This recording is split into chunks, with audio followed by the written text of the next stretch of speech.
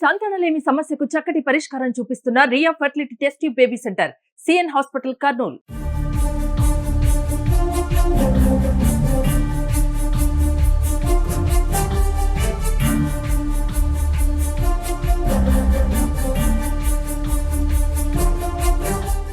ఎవరైతే వైఎస్ఆర్సీపీ ప్రభుత్వానికి చేసిన దుర్మార్గాలని ప్రజల ముందు ఉంచారో వాళ్ళందరికీ కూడా పదవులు దక్కినాయి. ఈ పదవి ఈయనకేం కొత్త కూడా కాదు. ఇంతకుముందు మీడియా ప్రతినిధిగా, జాతీయ మీడియా ప్రతినిధిగా రకరకాల హోదాల్లో ఉన్నవాడు ఈరోజు భారతీయ జనతా పార్టీ తరఫున నాయకుడుగా ఎదుగుతా ఉన్నాడు. మా అందరు కూడా ఇంకొక కోఇన్సిడెన్స్ కూడా ఉంది. నాతో పాటుగా ఈయన కూడా ఎమ్మెల్యేగానో ఎంపీగానో పోటీ చేయాల్సిన వాడు. ఒంగోలు జిల్లా నుంచి, గిద్దలూరు నుంచి కానీ, పార్లమెంట్ నుంచి కానీ పోటీ చేయబోయేవాడు. కానీ పొత్తులో భాగంగా ఆ టైంలో ఆయన సీట్ని ఇంకొక పార్టీకి త్యాగం చేయాల్సిన సందర్భంలో సునాయాసంగా దాన్ని వదిలిపెట్టి నేను పార్టీకి పనిచేస్తానని పార్టీ హెడ్ క్వార్టర్స్లో కూర్చుని ఎన్నికలు జరిగిన నెల రోజుల పాటు భారతీయ జనతా పార్టీ రాష్ట్ర కార్యాలయంలో కూర్చొని ఇన్ఛార్జిగా ఈ ఎన్నికలు నిర్వహించిన ఘనత మన లంకా దినకర్ గారిది. ఆయన చేసిన సేవలకు గాను ఈరోజు 20 సూత్రాల కమిటీ చైర్మన్గా కూటమి ప్రభుత్వం అధికారికంగా ఆయన్ని ప్రకటించింది. అందులో భాగంగా వివిధ జిల్లాల్లో అక్కడ అధికారులతో, కలెక్టర్లతో కానీ మిగతా ఆఫీసర్లతో కూర్చొని అక్కడ జరుగుతున్న అభివృద్ధి పనులను తెలుసుకొని వాళ్లకు సలహాలు, సూచనలు ఇవ్వాల్సిన బాధ్యత, కింద జరుగుతున్నటువంటి పథకాల అమలు గురించి ప్రభుత్వానికి చెప్పాల్సినటువంటి పని ఆయనకు అప్పచెప్పారు.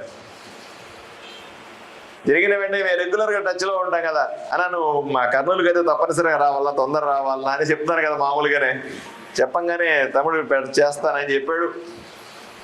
మొట్టమొదట సొంతూరు కదా, అందువల్ల ఒంగోలు మీద ప్రేమ ఎక్కువ ఉంటుంది కదా, అందువల్ల ఒంగోలులో మొదటి కార్యక్రమం చేశాడన్న. సరే వాళ్ళ ఊరు కదా అని వదిలిపెట్టేసిన. వెంటనే కర్నూలు మొదలు పెట్టాడు. నా మీద ప్రేమ ఉందనుకున్నా. వెంటనే కర్నూలుకి వచ్చాడు. ఈరోజు పొద్దునుంచి 4 గంటల పాటు ఇక్కడ బాగా రివ్యూ చేశాడు. అందరు ఆఫీసులు చెప్పాడు. కర్నూలు ప్రత్యేకమైన ప్లేస్ అన్నాడు. మళ్ళీ 3 నెలల్లో వస్తానన్నాడు. ప్రజలకు మంచి జరగాలన్నాడు. ఈ రకంగా బ్రహ్మాండమైన రివ్యూ చేసిన తర్వాత కర్నూలు జిల్లా కార్యకర్తలతో గడుపన్నా అనే నా విజ్ఞప్తి మేరకు అన్న ఈరోజు మనతో కూర్చొని ఉన్నాడు. పదవులన్నీ కూడా శాశ్వతం కాదు. ఈరోజు నేను ఎమ్మెల్యే అయి ఉండొచ్చు, ఆయన 20 సూత్రాల కమిటీ చైర్మన్ అయి ఉండొచ్చు, ఇంకోటి అయి ఉండొచ్చు, ఇంకోటి అయి ఉండొచ్చు. ఇవన్నీ కూడా కాల పరిమితితో పాటుగా అశాశ్వతమైనవి. శాశ్వతమైనటువంటి ఒకే ఒక్క పదవి భారతీయ జనతా పార్టీ కార్యకర్త అనే ఒకే ఒక పదవి శాశ్వతమైన పదవిగా నేను భావిస్తాను. అందువల్లే అన్నకి చెప్పిన, అన్న నువ్వు ఎంత బిజీగా ఉన్నా, ఎట్లా ఉన్నా పర్లేదు, నీ ప్రోగ్రాం అంతా అయిన తర్వాత 3 గంటలకు 4 గంటలకన్నా కూర్చుని మా కార్యకర్తలకు ఆత్మస్థైర్యాన్ని నింపాలి, వాళ్ళతో కొంత సమయం గడపాలి, వాళ్ళకున్న అనుమానాలను తీర్చాలి, వాళ్ళకున్న కష్ట సుఖాల గురించి తెలుసుకోవాలి, పార్టీకి చెప్పాలి అనే నా విజ్ఞప్తి మేరకు అన్న ఈరోజు మనందరితో సమయం ఇవ్వడానికి ఒప్పుకున్నాడు. మీకు అందరికీ కూడా కర్నూలు జిల్లా కార్యకర్తల తరఫున ధన్యవాదాలు తెలియజేస్తున్నా అన్నయ్య. ఈరోజు ఇన్ని ఏర్పాట్లు చేసేది, ఎప్పుడు పార్టీ అడిగినా సరే ఏర్పాట్లకు నో చెప్పకుండా ఎప్పటికప్పుడు మనం కూర్చున్న ఆఫీస్ ఆయనదే. ఈరోజు మొన్న చూశాను, చిన్న బోర్డు ఉంది, కొంచెం మంచిగా చేయప్పా ఈసారి అంటే వెంటనే ఈ సెట్టింగ్ అంతా మార్చినాడు. స్టేజ్ వేసినాడు, బ్రహ్మాండమైన బ్యాక్ డ్రాప్ మార్చినాడు, ముందు బ్యానర్లు కట్టినాడు, ముందు బ్యానర్ మార్చినాడు. నేను కండిషన్ కూడా చెప్పాను, నీ ఫోటో మాత్రం పెట్టుకోవద్దాయా, అందరి ఫోటోలు పెట్టన్నా. లేదు నా ఫోటో పెట్టుకోనని అందరి ఫోటోలు పెట్టి బ్రహ్మాండంగా చేసినాడు. ఎప్పుడు ఈ పార్టీకి ఆయన ఇంకొక విషయం కూడా మీకు చెప్పాలి. 2 సంవత్సరాల కిందట ఎమ్మెల్సీ ఎలక్షన్లు జరిగినాయి. ఆ సందర్భంలో భారతీయ జనతా పార్టీ నగురూరు రాఘవేంద్ర గారికి ఎమ్మెల్సీ అభ్యర్థిగా పోటీ చేసే అవకాశాన్ని కల్పించింది. అంటే 3 జిల్లాలు, కర్నూలు, అనంతపురం, కడప, 3 జిల్లాలకు సంబంధించిన గ్రాడ్యుయేట్ల ఎమ్మెల్సీకి సంబంధించి అభ్యర్థిగా ఆయన పోటీ చేశాడు. ఆ రకంగా అప్పట్లోనే బ్రహ్మాండమైన ఓట్లు వచ్చినాయి. మనం ఒక్కోసారి ఏమవుతుందంటే మనం గెలుస్తామా కాదు, ఎవరినో వాడిని ఓడగొడతాం, అంతవరకు షూర్. ఆ రకంగా ఒకరిని ఓడగొట్టి ఆయన పాపులర్ అయినాడు. బ్రహ్మాండమైన ఇక్కడ ఉన్నటువంటి కర్నూలు కానీ, ఆదోని కానీ, నంద్యాల కానీ సుమన్ టీవీ అనే టీవీ ఫ్రాంచైజీ తీసుకుని ఉన్నాడు. వ్యాపారవేత్త, పార్టీకి ఎప్పుడు అండదండలుగా ఉండే వ్యక్తి. ఆయనకి ప్రత్యేకంగా మీ ఏర్పాట్లు బాగున్నాయి రాఘవేంద్ర గారు, ప్రత్యేకంగా మీకు ధన్యవాదాలు తెలుపుతా ఉన్నాను. ఇవాళ కూటమి ప్రభుత్వంలో అత్యంత కీలకమైనటువంటి 20 సూత్రాల కార్యక్రమాలు అమలు చైర్మన్ గా దాదాపు ఎన్ని శాఖలు ఉంటే అన్ని శాఖలకి సంబంధించినటువంటి మంత్రివర్గానికి సంబంధించినటువంటి నిర్ణయాలు కానీ, వాటి ఫలితాలు కానీ, వాటి ఫలాలు కానీ కేంద్ర ప్రభుత్వం దగ్గర నుంచి, రాష్ట్ర ప్రభుత్వం దగ్గర నుంచి, జిల్లా నుంచి గల్లీ వరకు ఆ పథకాలు, ఆ ప్రాజెక్టులు అమలు చేసే వాటికి సంబంధించిన అంశంలో రాష్ట్రంలో ఉన్నటువంటి ఎవరైతే సచివాలయంలో ఉన్నటువంటి అధికారుల దగ్గర నుంచి, ప్రిన్సిపల్ సెక్రటరీల దగ్గర నుంచి, సెక్రటరీల దగ్గర నుంచి, జిల్లా స్థాయిలో ఉండేటటువంటి కలెక్టర్ల వరకు ఎవరితో అయినా ఆయా అంశాలకు సంబంధించిన సమాచారాన్ని తెప్పించుకొని సమీక్షించి మంచి చెడుల గురించి ప్రభుత్వానికి నివేదించేటటువంటి బాధ్యత.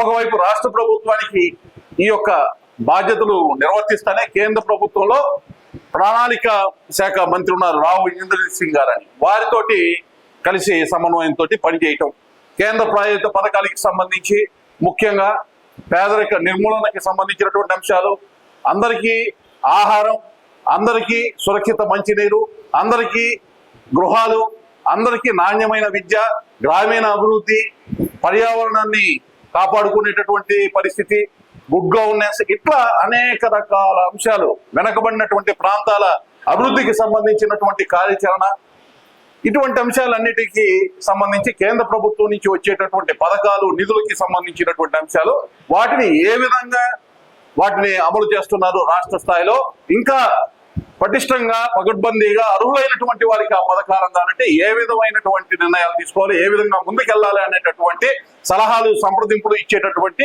ఒక మహోత్తరమైన అత్యున్నతమైనటువంటి ఒక అవకాశం ఈ యొక్క చైర్మన్ గా నాకు కలిగింది. దానిలో భాగంగా ఒక 9వ జిల్లా, ఇప్పుడు 8 జిల్లాలు పూర్తి చేసుకొని 9వ జిల్లాగా కర్నూలు జిల్లాకి రావడం జరిగింది. ఈరోజు జిల్లా కలెక్టర్ వారి కార్యాలయంలో కలెక్టర్ గారు, జాయింట్ కలెక్టర్ గారు, అలాగే ఆదోని శాసనసభ్యులుగా మన పార్టీ నుంచి రిప్రజెంట్ చేస్తున్నటువంటి పార్థసారథి గారు, అలాగే ఇతర శాసనసభ్యులు మిత్రపక్షాలుగా ఉన్నటువంటి తెలుగుదేశం పార్టీ నుంచి రిప్రజెంట్ చేస్తున్నటువంటి శాసనసభ్యులు, అలాగే జెడ్పీ చైర్మన్ గారు, వివిధ రకాల కార్పొరేషన్ చైర్మన్లు సావిత్రి గారు, ఇతర కార్పొరేషన్లకు సంబంధించిన డైరెక్టర్లు అందరూ కూడా అధికారులతో సహా అందరూ కూడా హాజరు కావడం జరిగింది. ఈ రోజు ముఖ్యంగా ఉపాధి హామీ పథకానికి సంబంధించి అయితేనేమి, జల్ జీవన్ మిషన్ కి సంబంధించిన అయితేనేమి, అమృత్ పథకానికి సంబంధించినటువంటి అంశాలు అయితేనేమి, పిఎం ఆవాస్ యోజన, టిట్కో గృహాలకి సంబంధించినటువంటి అంశాలు అయితేనేమి, పిఎం సూర్యగర్కి సంబంధించినటువంటి అంశాలు అయితేనేమి, పిఎం స్వానిధికి సంబంధించినటువంటి అంశాలు అయితేనేమి, పిఎం విశ్వకర్మకి సంబంధించినటువంటి అంశాలు అయితేనేమి, గోకుల్ మిషన్ కి సంబంధించినటువంటి అంశాలు అయితేనేమి, ఇటువంటి పథకాలన్నిటికీ సంబంధించి అమలు తీరు ఏ విధంగా ఉంది అని చాలా సూక్ష్మంగా సమీక్ష చేసి, అదే విధంగా ఈ ప్రాంతంలో ఉన్నటువంటి ప్రజలకి సంబంధించినటువంటి త్రాగునీరు వెతలు ఏ విధంగా ఉన్నాయి, వాటి నుంచి బయటకు ఏ విధంగా ఇయ్యాలని కర్నూలు పట్టణానికి, ఆదోని పట్టణానికి సంబంధించినటువంటి మున్సిపల్ శాఖ వారి యొక్క పనితీరు మీద సమీక్ష చేయటం జరిగింది.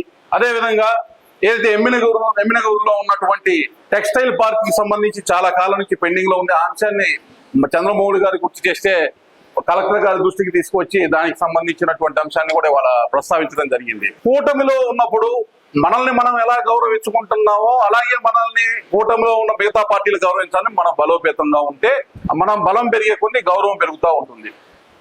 మనకు వచ్చేటటువంటి అవకాశాల్లో కూడా మనకు ఉండేటటువంటి బలాన్ని బట్టి అవకాశాలని కూడా రాబట్టుకునేటటువంటి అవకాశం ఉంటుంది. కాబట్టి ప్రతి ఒక్కరు కూడా మీ ప్రాంతాల్లో మీ బూతుల్లో ఏ విధంగా పార్టీని బలోపేతం చేసుకోవాలి అనేటటువంటి దాని మీద దృష్టి పెట్టండి.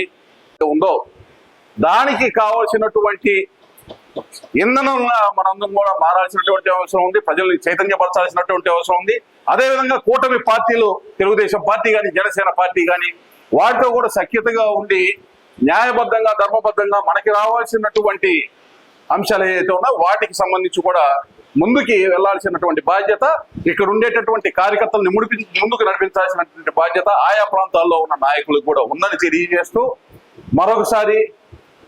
మరలా ఈసారి సమీక్షకు వచ్చినప్పుడు ఇక్కడ ఈ రోజు చేసినటువంటి సమీక్ష వల్ల జరిగినటువంటి మంచి ఏం జరిగింది అనేటటువంటి చెప్పేటటువంటి అవకాశంతో ఇక్కడకు వస్తానని తెలియజేస్తూ, ప్రతి ఒక్కరికి కూడా, కార్యకర్తలందరికీ కూడా ఇంత హార్డ్ టైం, ఒక రకంగా చెప్పాలంటే ఆ 3-4 గంటల మధ్యలో ఇంతమందితోటి ఇక్కడ మనం ఈ కార్యక్రమాన్ని ఏర్పాటు చేసుకోగలిగామంటే మిగతా పార్టీల్లో ఇది సాధ్యపడుతుంది.